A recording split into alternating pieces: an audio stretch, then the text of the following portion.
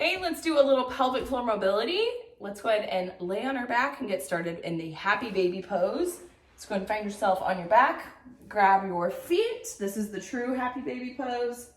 Grabbing your feet, stretching this out. If this is uncomfortable, drop it to grabbing just behind your knees, letting those knees come out all the way to the side as long as it feels comfortable. Not put too much of a pull on those inner thighs. So you pick which one you want to start with. The main goal is let that belly relax, let the pelvic floor relax. Breathe down into your vaginal opening, down into your rectum. Wiggle side to side.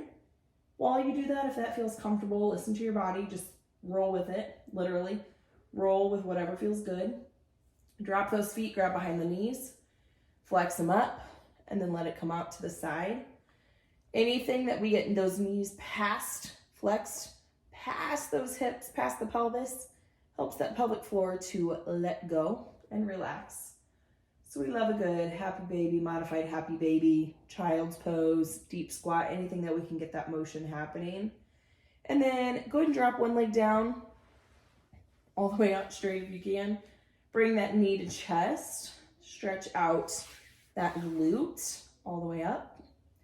And then you can extend that leg out, let that leg go up, flex that foot back towards your face, point the toes up to the ceiling, bring it back down. Up again, flex the toes back towards your face, point them up to the ceiling, drop it down, up, back towards your face, point it, back down, up, towards your face, point it, back down.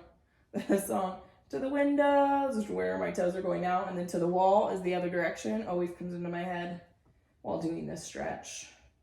Good, bring it back down, switch, extend that leg out, bring that knee, opposite knee all the way to the chest, stretch out that back side of that pelvic floor, and then extend that leg out, flex that foot back towards your face, point it, and bring it down to rest. Up, back to the windows, point it to the wall, back down. Up, to the windows, to the wall, all the way back down. Up, to the window, to the wall, back down. Up, to the windows, to the wall, back down. Why are we doing this one? Because the nerves that supply your pelvic floor go all the way down to your toes. We need those nerves. This is called like flossing, essentially, like you floss your teeth. We're flossing those nerves through the tight pelvic floor muscles or through the tight muscles in your lower legs. Bring that back down. Bring your right foot onto that left knee. Bring those back towards you. Let your upper chest relax. And you might feel this in the back of your thigh or in your glute on that right side if your right foot is on that left knee. But we're going to do hip circles here. So with your hands, you can do this. If it's too much of a strain, put a blanket or a towel behind the back of your knee and you can hold it and make it happen with your hands with a towel. I'm going to use my hands though. And right now I'm doing counterclockwise circles. You're going to go 10 each direction. Switch it up when you get to 10, so then flip it and reverse it. Now I'm going clockwise. And you're going to feel it kind of loosen it up. Keep it gentle. All stretches in the hips and the pelvic floor need to be gentle to get it to let go. Go ahead and switch it up. Left foot, right knee. Bring it back. Let those shoulders relax. And we're starting with clockwise. It's a little bit tighter on my left side. I can feel that.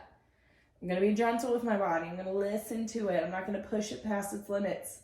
I feel a 2 out of 10 on a discomfort. Cool. I do not want it higher than a 2 out of 10.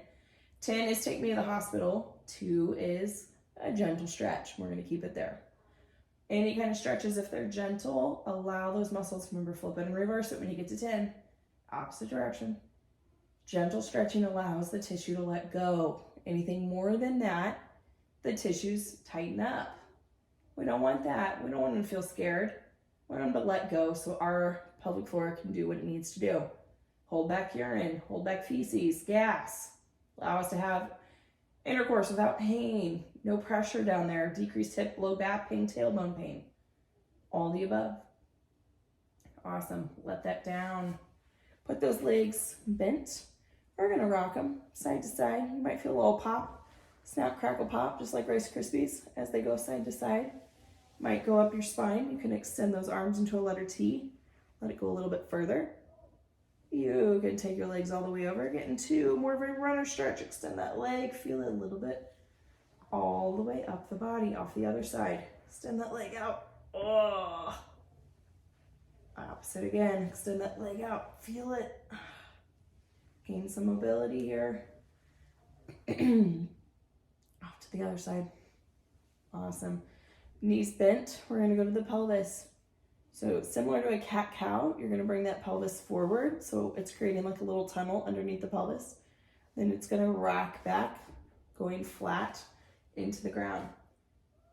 Away from the floor, creating a tunnel. As it rocks back, I want you to think ribs to pelvis to create that tucked position. Round it open again, create that space underneath the back. Then as we tuck, you're thinking ribs to pelvis. I want it to come from here, not from your glutes. Open it up, create that space. Tuck it with the pelvis, ribs to pelvis. Open up. Think ribs to pelvis. Close it out. Again, open up. Ribs to pelvis. Awesome. We're going to go on hands and knees here. Create a little bit more space on that spine. All right. Hands and knees, we're going to move into cat-cow, very similar to what we just did. Tuck that head, tuck that pelvis. Up towards the ceiling, look up. Smell the roses, booty's out because we're tucking that pelvis down. Breathe in, so that's the smell the roses, blow out. Tuck that head, tuck that pelvis. Breathe in, look up at the ceiling, pelvis tuck.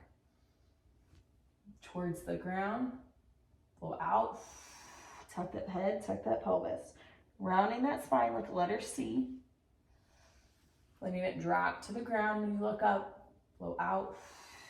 Come back down. Let's go ahead. My knees are apart. My feet are apart. We're going to start to rock back. Notice my spine is staying flat. I'm not tucking here. I want to stay nice and flat. Keeping my sits bones. They're like my headlights on a car. They're going to go straight back. I want to keep this straight. I don't want it to tuck under. So nice straight back. They're going to spread open. Y'all try this. You've got your sits bones here. As we go further away, they're going to get closer. As you come further to your feet, they're going to spread apart. As we come back up, they're going to go closer together.